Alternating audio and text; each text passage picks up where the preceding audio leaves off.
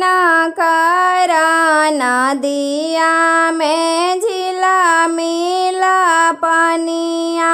से किना करा नदिया से वार गे माई किना करा नदिया में चेल्हवा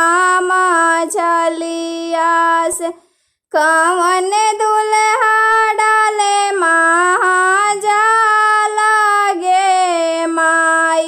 कवन दुल्हा डाले महाजाल गे माई पापा के नदिया में झिला मिला पनिया से चाचा के नदिया से वार गे माई भैया के नदिया में चेल्हवा मछलिया से सुंदर दुल्हा डाले महाजाल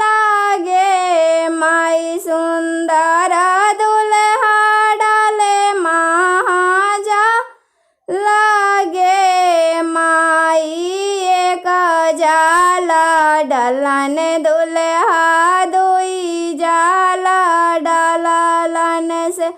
तीसरी में कन्या कुमारी गे माई तीसरी में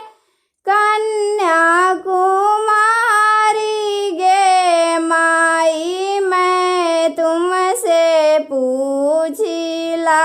कन्या कुमारी से कवन विधि रहला कुमार